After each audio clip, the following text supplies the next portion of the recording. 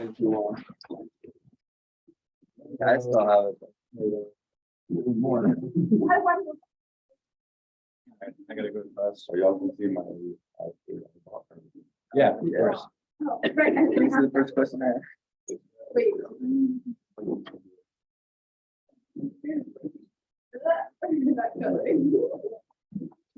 I'm so surprised. So.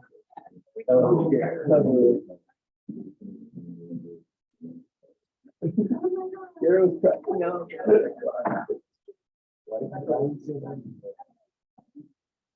I asked it. I literally, And they said like you gotta be open. wow, I've never done that. I'll see you. It's like make sure you're from meeting with people. And then if other people.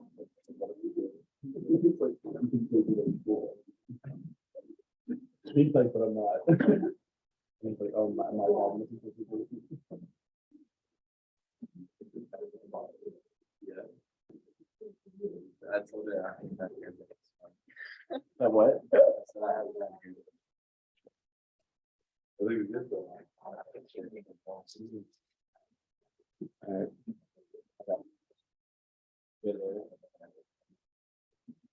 Charleston.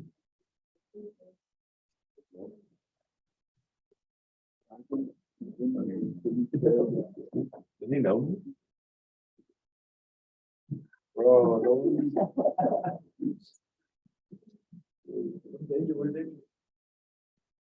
Dude, you tell us.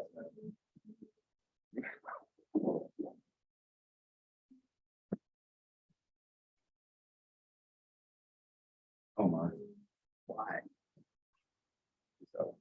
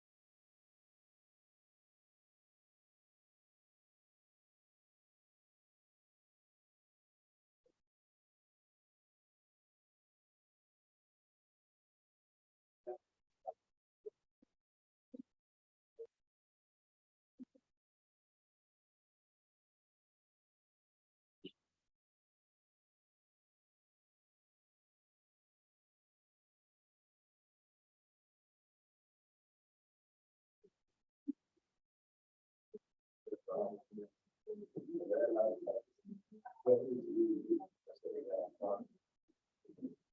that's horrible.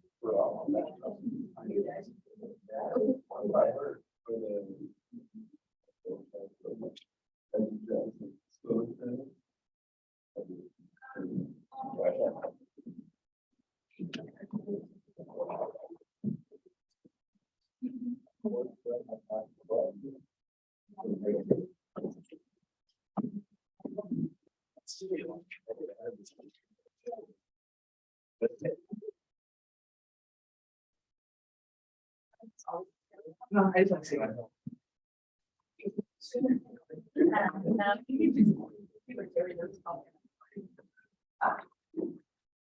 What do you think about Australia?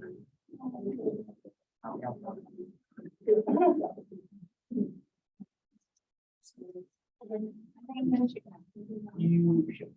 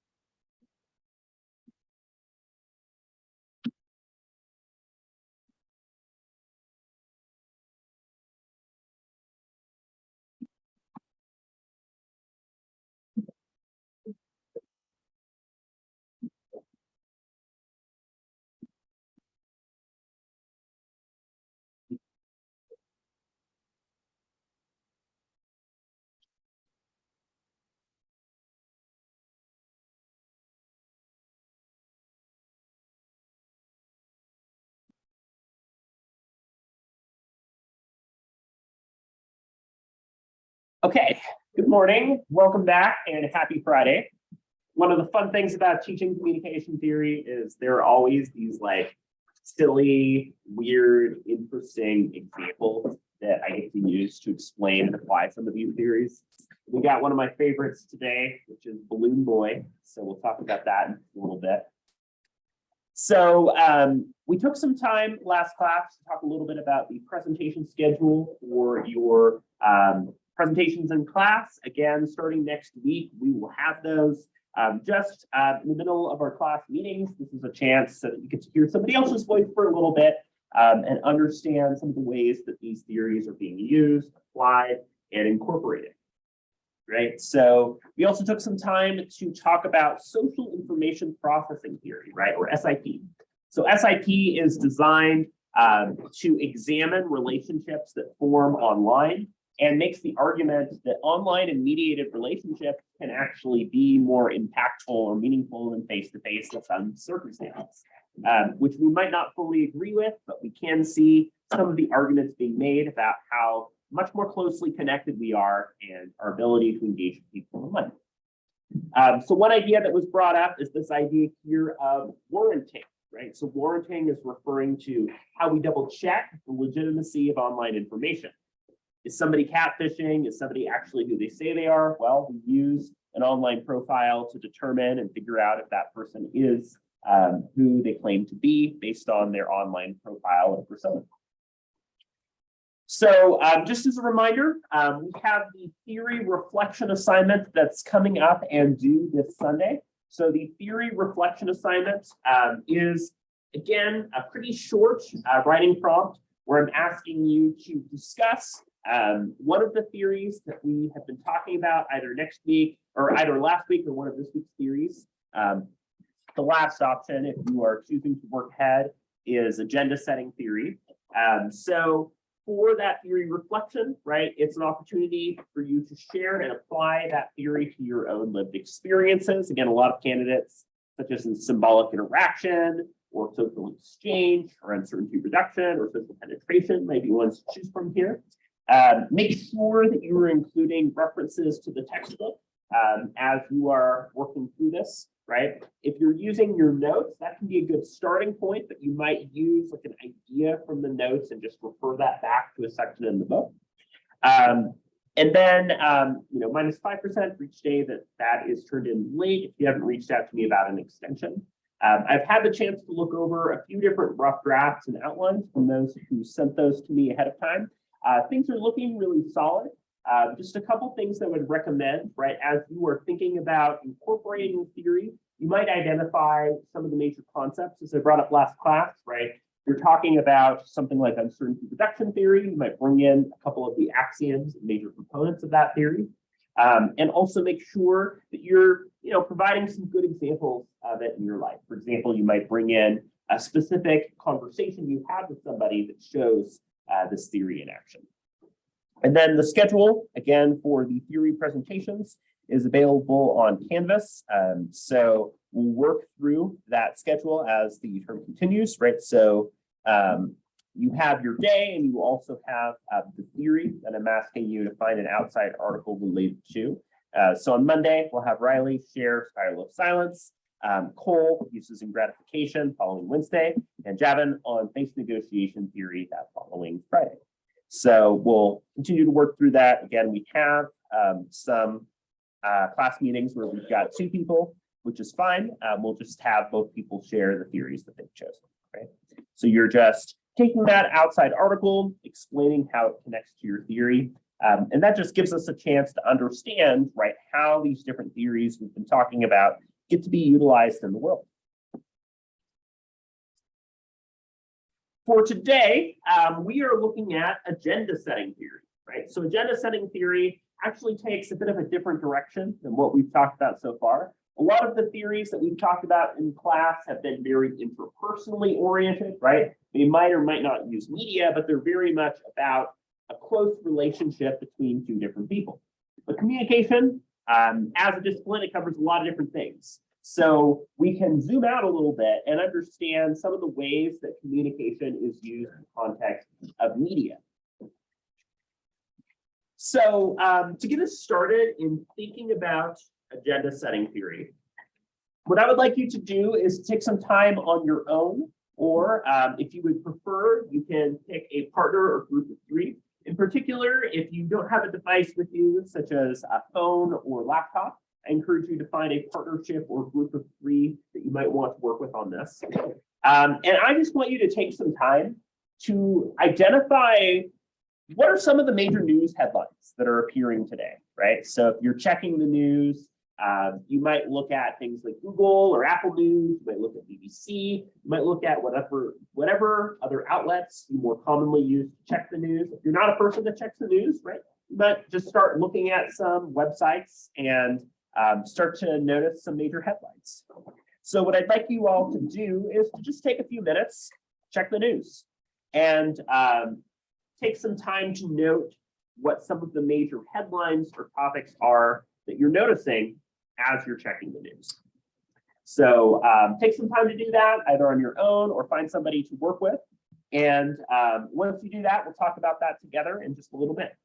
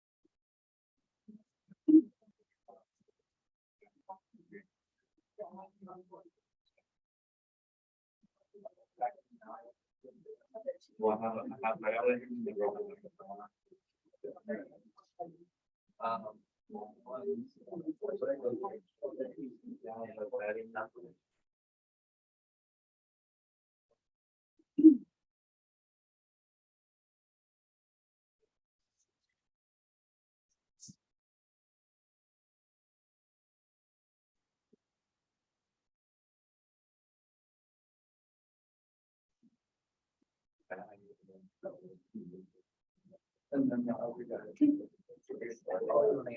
have that stuff.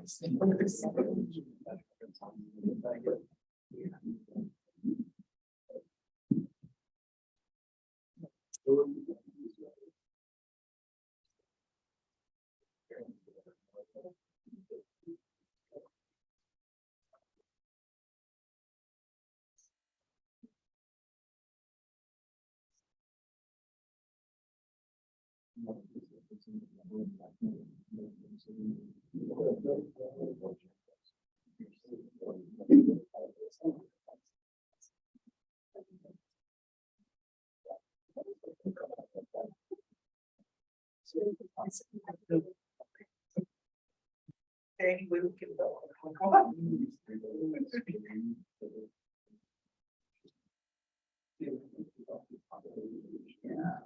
No.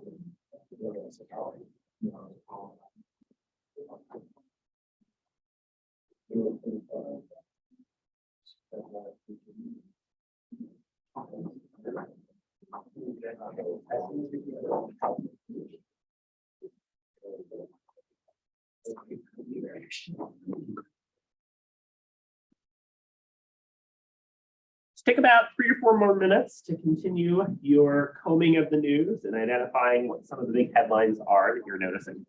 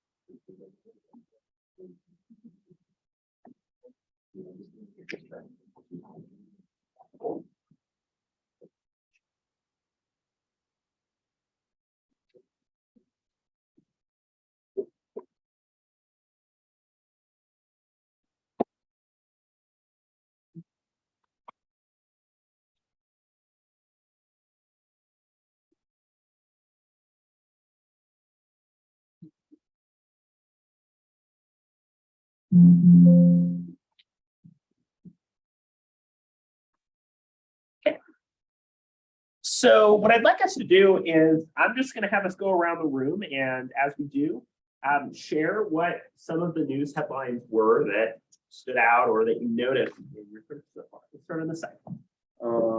I found one that said Russian warplane accidentally bombs own city. Okay.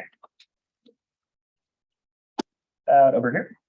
I found one that said SpaceX rocket explosion. Uh-huh.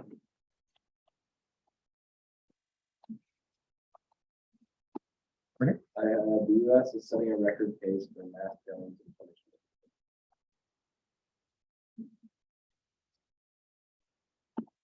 In 2023. Okay. Yeah, repeat.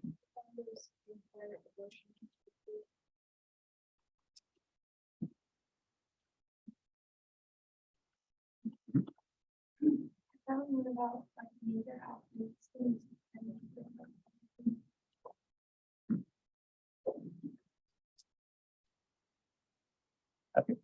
I found articles about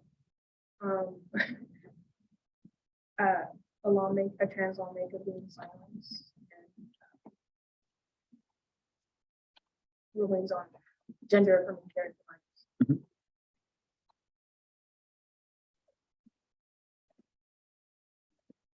Alec Baldwin charges dropped. Yeah, for the whole rest thing. Yeah. Oh, okay. You're all agreed. Yeah, got it. How about over here? I got mine from the training using my already on this. Okay. Okay.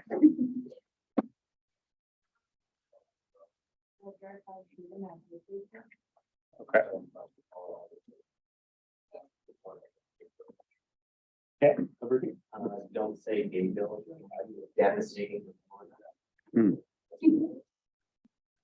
What was the rest? The don't say gay bill. Devastating. Okay. Back here. Because Biden supported all federal agencies for more than 90 times justice.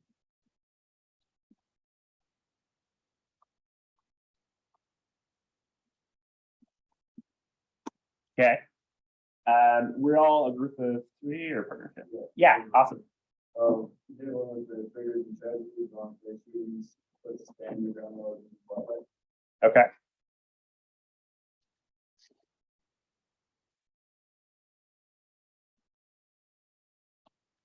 Okay.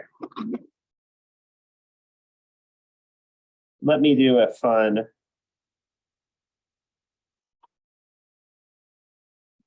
We do a fun contrast here, right? So let's see what's happening over here on MSNBC. We're looking at the headlines. There's something about Tucker Carlson's depressing lesson in the Fox News settlement, and getting duped, GOP senator, false fake electors, right? Okay, so there's a number of headlines here, right? MSNBC is generally known to be more left-leaning as a news outlet. Let's look at a more right-leaning news outlet. What are their headlines for the day? Oh, Biden has been torched. I see. There's a lot of discussion about Hunter Biden. There's a lot of discussion about Clinton allies being alarmed by attacks. GOP senators are demanding. Nikki Haley is delivering an epic clapback, right? So, very much operating on extremes of the political spectrum. But if we're looking at these new news headlines, not only the articles and issues that they're choosing to cover, but the ways that they're choosing to cover and talk about them, very, very different, right? Not my goal to tell you which way of thinking or belief you should have on any of those things, just to highlight a lot of the contrasts in the articles, the ways that those headlines are being discussed, the issues that are being promoted in those headlines. And that's also really evident in the examples that you all shared as well, right? For instance, you might be familiar with the classic phrase in regards to media, if it bleeds, it leads, right? Oftentimes, what gets people interested, what gets people paying attention, those are the articles that are at times very grisly, very grim, very dark, very concerning. They scare us, right? We're scared because we want to know and understand what's happening and we want to learn more. So a lot of these things being discussed here with regard to like a drive-by shooting, mass killings, like very much fit in that framework, right? A lot of the language that's being used here, right? We might think about how the language being used is reflecting sort of a framing or particular, approach. For example, discussing using terms such as environmental justice or gender affirming care, right? Those are terms that are being used that are impacting kind of how this article is being framed and talked about. Versus, we might see from another source things that are language being used is very different. For example, the language of pro-choice versus pro-life, the language of climate change versus global warming, right? The language that's being used in a lot of these headlines and news sources, it's not neutral, right? It's reflecting a particular set of values and beliefs, and the articles and ideas that are being prioritized looking very different as well. For example, putting a highlight on issues impacting particular states such as Florida, talking about the SpaceX case. So we're seeing a bit of a mix here on the kinds of topics and issues that are being covered. So that really gets us to the heart of agenda setting theory, right? It's good for us to kind of look at some of these current events and issues because that helps set the stage for what this theory is essentially arguing. So agenda setting theory is a theory that is making the argument that media, including the headlines that you had the chance to look at in your search at the beginning of class, is setting the agenda for the public. In other words, media has power to tell people what's important based on the number of times that something is reported and kind of by implication, what's not reported. So as we're following, paying attention to issues, right? What is the thing that's getting the most attention? And as we've noticed, we're contrasting MSNBC to Fox News, like what it is that they're choosing to emphasize and report on is looking very different. So one example of how we can see this most prominently is the birth of the 24-hour news cycle in the wake of 9/11. One of the ways that I instantly feel old is to recognize that a lot of you have been born after 9/11, which is fine. I was in 4th grade when 9/11 happened. We were all very confused. We had one of those old, like box TVs that was in the corner, right? And during class, like the live footage of the towers and everything going on was being recorded on. In the immediate days and immediate weeks following 9/11, right, there was nonstop coverage, like news outlets everywhere. We're talking about it all the time. It was constant because it was always on people's minds. It was the agenda, right? It was 9/11, 9/11, 9/11, and that continued.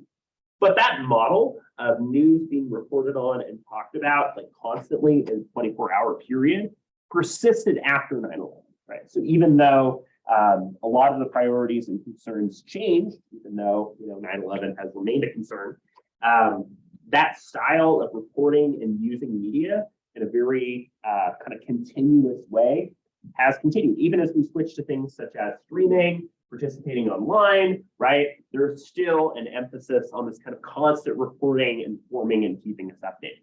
You have a phone, right? You probably have a push notification, like something like Apple News, like on an iPhone, similar device that's like telling you some of the news in brief and some of the updates.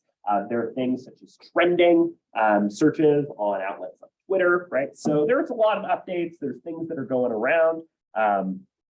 The Pentagon leak was an example of a pretty recent thing as well. So all that to say, right? This theory is arguing that the issues we see as important, the issues we're thinking about and talking about, are in many ways implicated by what media is emphasizing, right? This is socio-psychological, mass media, positivistic, and empiric, right? So it's taking a more mass media approach to understanding how the public is communicated with more broadly.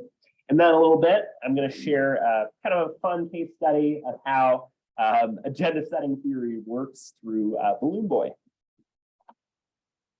So there's some key assumptions here as we think about agenda setting theory, right? So if we think of way back, like we think like an era in which the internet, phones, laptops did not exist.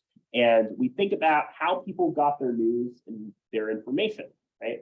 You've like seen a musical like Newsies, or you like have seen like older type period pieces, or you like look through archives, right? There's a trope that's like a young boy, like who has newspapers, right? Who's yelling extra, extra. He's got the newspapers, he's got the headlines that are in big text, right? The headlines are basically sharing like the big thing that people need to know. For example, here is this update on World War II in Nazi Germany, right? So media is establishing an agenda. And in doing so, they're not simply reflecting reality, but they're shaping and filtering that reality for the public. It's like a funhouse mirror, right? There are things that are happening in the world. How do we find out about things that are happening in other parts of the world, in other parts of the country? Well, we find out through media, right? And that can be a good thing. It's a way for us to be interconnected, to understand and become more informed as human beings, right? But media is not neutral. We know this through the role of leadership, the role of kind of political and ideological views. We know this in terms of what's covered. We also know that a lot of media outlets are doing what they can to get an audience, to get subscribers, to get views, and so forth, right? That's part of why, like, if you look at something like a BuzzFeed or clickbait style article, they're generally going to post something like, shocking popular show canceled after just one season. And then you like click the clickbait link and it's a show you've never heard of, right? So there is a bit of an incentive to get people viewing and understanding or subscribing to news plays an important role in shaping our understanding of social and political reality. That is, we not only learn about something, but we also learn about why this issue is important or matters to us. Again, that's part of why if it bleeds, it leads, and a lot of those kind of concerning stories gain a lot of attention and traction, right? Not to say that they're not important, but just to say that people get very anxious if they feel like their safety is being threatened. Okay? For example, the news and circulation surrounding like the break-ins that have been happening on campus a couple weeks ago, like that gained a lot of attention locally. So that's an example here of news playing that big role in our understanding. Media sets the agenda in relationship to a lot of different factors. One of those factors is the credibility. Is this trustworthy media? There have literally been cases in which national and international leaders have circulated articles from The Onion, right? The Onion is a satirical news site. They post fake articles, oftentimes designed to create some type of social or political statement. The extent of conflicting evidence, right? So sometimes what is reported and what is actually happening are two very different things. What are the values that are shared between the individuals that create and develop media and the values of people who are using or consuming said media, right? That's something we see as a big contrast in some of the different headlines from different news outlets and headlines, right? We see, oh, well, this is preaching to a choir, it's representing a particular set of views and beliefs, and the audience's need for guidance. How much does the audience need to understand and be made aware of this issue or current event that's happening? Is this something we know a lot about? For example, we've come to very well understand what 9/11 is, or is this something entirely new that media has a lot of pressure to be able to explain clearly? This theory comes from Combs and Shaw, who are both professors of journalism, in many ways concerned with how we come to understand news and the influence that news plays in our lives. So if we think about some of the history and context here, right?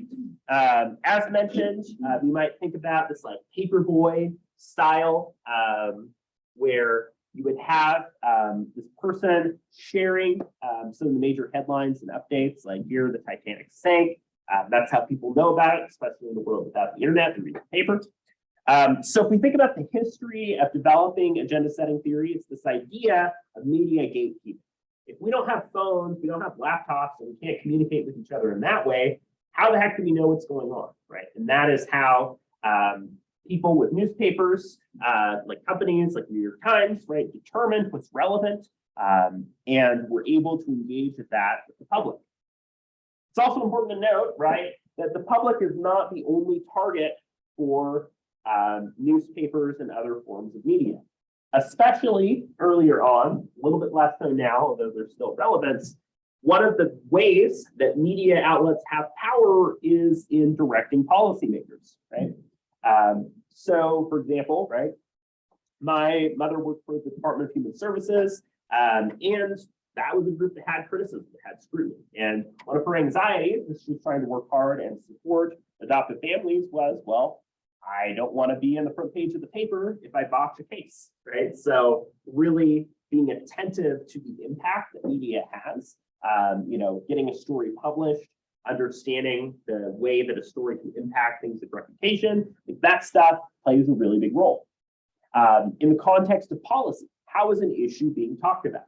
For instance, how are leaders portraying, representing, or discussing a war? For instance, wars like Vietnam became very unpopular in large part because of how newspapers and other forms of media covered the issue. Is this a good policy or not? For example, various presidential candidates might present their own tax plan. You might be familiar, there's former presidential candidate Herman Cain, who got a lot of attention for like this 999 plan of how we would kind of flatten tax rates in the US, right? So how media is choosing to cover and talk about certain topics is also something that a lot of policymakers, political leaders are concerned about. If a politician is the subject of a major scandal, that's going to impact their reputation, and that's something that media might circulate too. So the hypothesis of time was that media played a significant role in setting the public agenda and the issues that we consider to be important. Media is telling us what matters and what we should focus on outside of the context of our daily lives and careers. Media is our gateway to what's out there. So you might be familiar, this is another extremely well-publicized and discussed issue. How many people are familiar with the Terri Schiavo case? It's not very many people, right? So Terri Schiavo was a woman who was subject to a very, very traumatic accident that appeared to largely leave her in a vegetative state.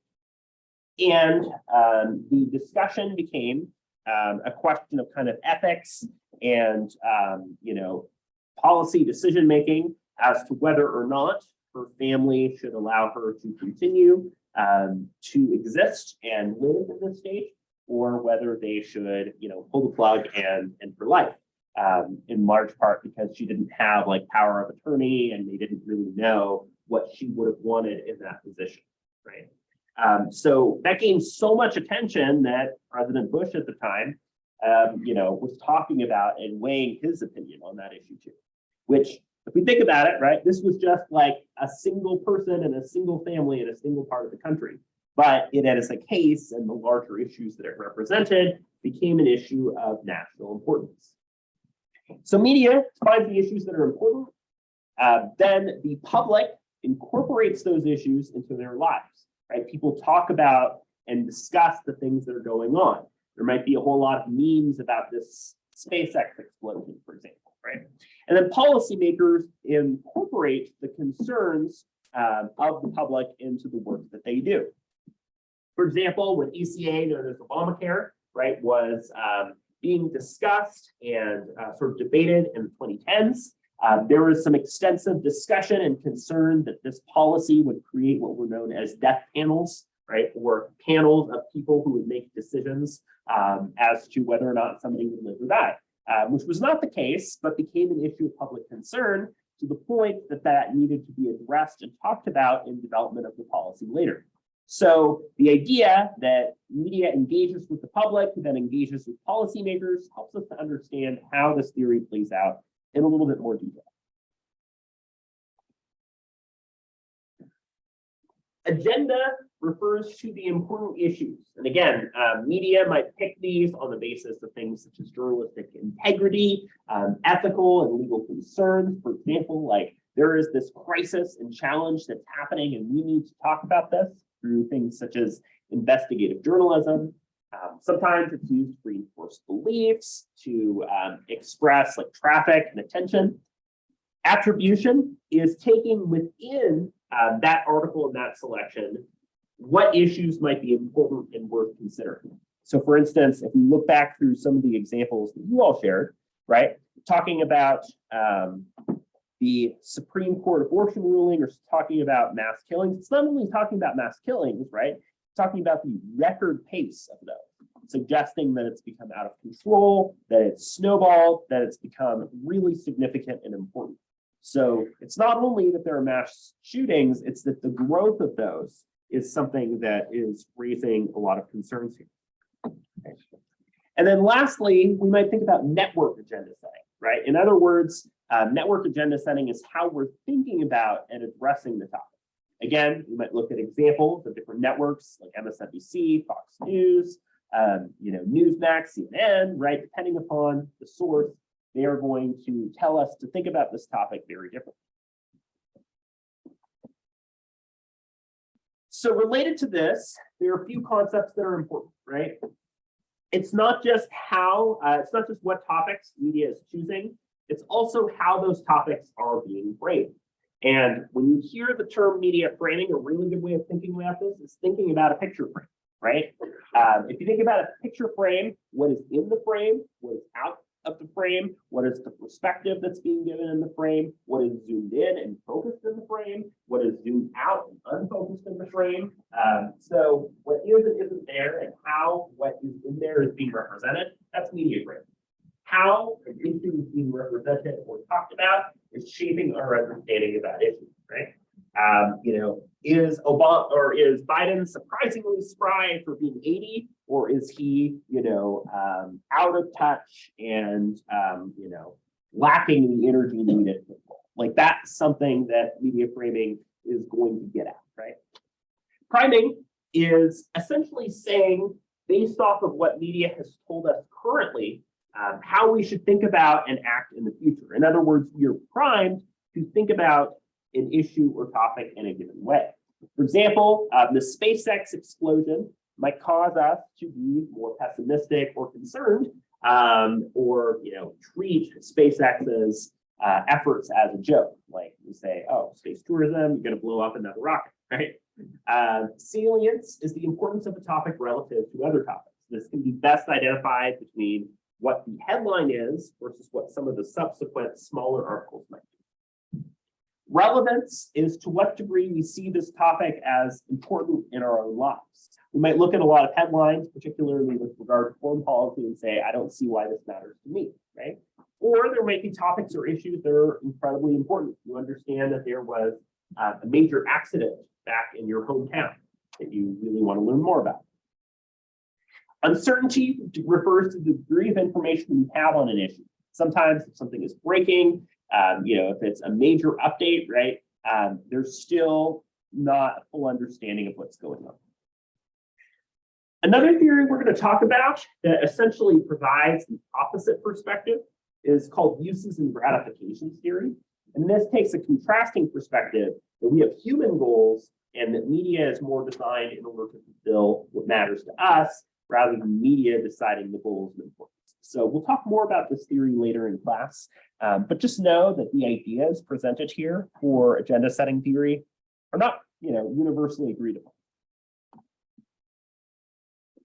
There are also different types of power relations. In other words, what is the power of the source or topic that's being discussed? For example, like something like 9/11 is very powerful, it speaks for itself. SpaceX explosion is very powerful, it speaks for itself. And how powerful is and influential is the media source? In other words, how much credibility or background does it have? How much ability does it have to tell the story? So if you have a high-powered source and high-powered media, you have a very significant story that's covered through very significant outlets. It has a lot of ability to discuss and circulate an issue, as we see in a lot of major headlines. We have high-power source and low-power media. Maybe that's a smaller outlet that's reporting on a major issue or topic. Low power source and high power media generally means that there's a story that's not super important or big, but it's being blown up and discussed and circulated by a significant outlet. It's gaining attention. And then low powered source and low powered media might be something such as local media or news that is, not necessarily getting as much attention. How much voice does the source have, like the issue being talked about? How much voice does the media source that is conveying that information have, right? That impacts how we understand the message. One concern here is the idea of packed journalism, which we'll talk about here in just a minute. And that is concern that sometimes journalists are covering similar content to each other, or they see one outlet that's publishing this story and they say, we've got to publish a story about this too. So oftentimes kind of dogpiling on a story because they see other places talking about this story or racing to be the first one to get the story out is a reason we see many of the similar types of things being talked about. And that doesn't necessarily mean that it should be the headline. So there's a number of critiques of this theory. One of them is just simply the idea that there might not be a public agenda anymore. You think about the last several years, there's been a lot of polarization, there's been a lot of fragmentation. The sources and information that we receive has gotten a lot of scrutiny, like the accuracy of information, discussion about quote unquote fake news, right? There's a lot of concern that we're not getting accurate information anymore, or that people are getting information from the same places. So there might not necessarily be a public agenda anymore if the outlets we're getting our information from are so different in the issues that they define as important and suggest we should focus on. Another concern here is agenda setting theory is very broad. For instance, there might be a variety of different agendas and goals that media might have. And then the idea here of the significance of internet and multimedia, right? People are getting their news, they're getting their information in very different ways. You probably don't have a cable TV subscription. You're probably not watching like news live on TV, right? You're probably reading headlines online. Maybe you watched a couple live streams, or maybe you like to watch something like a John Oliver video or something like that, right? So the way that we receive information through multimedia has very much changed the landscape. It's not cable news getting the headlines anymore. But agenda setting theory is happening in the use of online media in complicating the ability of said media to quote unquote set the agenda. So I want to share a kind of fun October 2009 incident called Balloon Boy. This is a good example here that reveals some of the problems of agenda setting and packed journalism, particularly how something like a hoax can gain a whole lot of attention and concern, right? When this issue dropped in 2009, this was covered everywhere. Like this was a national story. So just bear that in mind as you're hearing some of the things being talked about here. This is the first time I've ever seen anything like this myself. The video was dramatic. Going at about 8 knots, The story incredible. he may get snagged into a power line. A little boy caught in a runaway balloon. He just touched the ground. Even when it turned out Falconini was never airborne and was hiding at home all that time, the plane stopped. The sheriffs were more relieved than skeptical. We believe at this time that it's a really bad. Falcon's dad, Richard, did indeed demonstrate emotion in this home video of the balloon coming loose. The question is, was it real or playing to the camera? The unraveling of the hoax came during an unscripted moment. In a live television interview, Falcon was asked why he hid when everyone was searching for him. We did this for a show. It became very clear to us at that point that they were lying. He picked up on it, we picked up on it. Getting a TV show for his family has been Richard Heaney's goal. No, am I not? Am I crazy? They appeared on the reality show Wife Swap and he wanted more. The former research assistant told the website Gawker it was all Richard thought about. It was really about, hey, if we did this right, it'd be on every major news network around the world. Last night, police seized evidence from the Heaney home. And of the 4 charges the department hopes to file over the next few days, 2 are class 4 felonies, which carry up to 6 years of jail time and $500,000 in fines. Today, the sheriff said the Heaneys met in Hollywood acting school. Their emotions over the last few days were just an act. Needless to say, they put on a very good show for us, and we bought it. Officials So, outlets freaked out. Oh no, there's this kid that's trapped in this balloon. They literally like did aerial cameras and monitored this balloon as it was flying between states. Balloon landed, where's the kid? And then, the kid has that, oh, we did it for the show, right? Which not only speaks to the amount of attention that was given to what turned out to be a hoax and the challenges with like, oh, well, they're covering Balloon Boy, so we've got to cover it too. And that's snowballing for national attention. But it also speaks to the father, right? And his idea that to gain national attention and notoriety on the basis of perpetuating this hoax, speaking to the power of agenda setting theory in terms of its ability to get attention, engagement, and interest on a topic that people had no idea about prior. So I'd like you to return back on your own to think about some of these things. You can also return to if you're working in a partnership or group of 3, and you can work on this together if you prefer.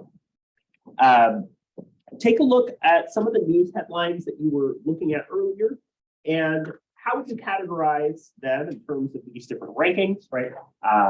Between the power of the source, the power of media, and secondarily, I want you to think about how media framing is being used in these articles, right? So it's not just what this article is, but it's also how this article is being talked about. Take a bit of time to explore and think about this as part of your attendance for the day. Should we write down the headline that we're analyzing? Yeah, if you're able.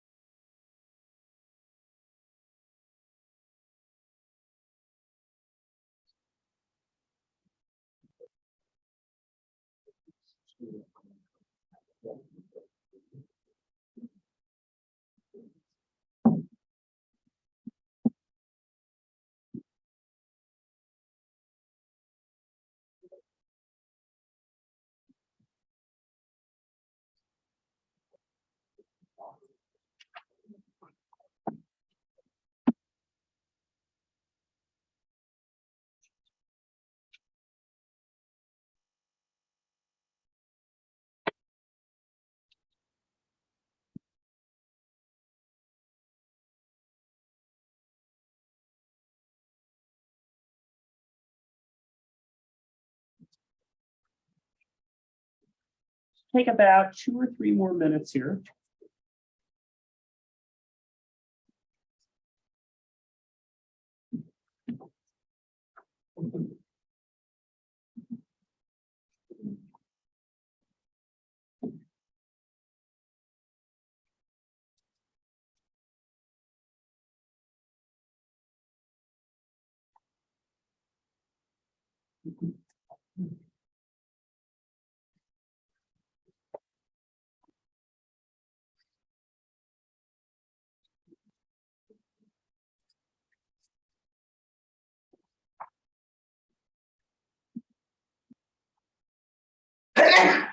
Okay.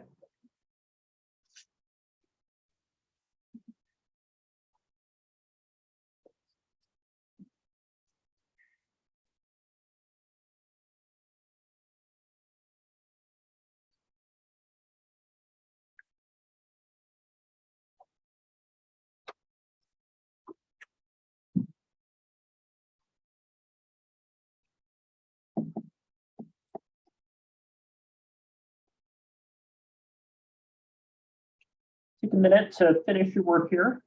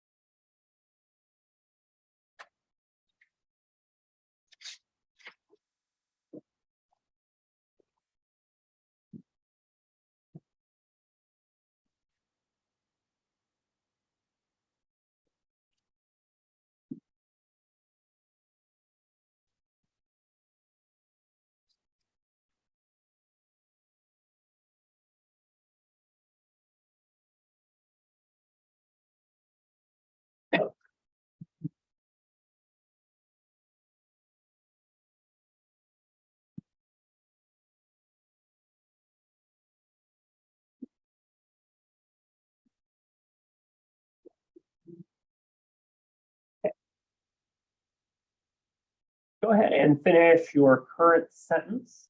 Stop. So agenda setting theory, right, is an opportunity for us to really explore and think about the messages that we hear, that we see, and the role that these media messages play in our lives. Helps us understand current events, how media is framed in the ways that it might be, but it also needs to think about some of the ways that how we get the news has changed, such as the use of online communication and other sources that we use to get that information. So we'll be talking about a number of theories that engage with media, but agenda setting theory is a good starting point, understanding how people can utilize theories related to media in their daily lives. Next class, we'll have our first presentation from Riley getting into spiral of silence theory. So please pass forward or email me your attendance for the day if you haven't done so already. Have a great weekend and see you next week.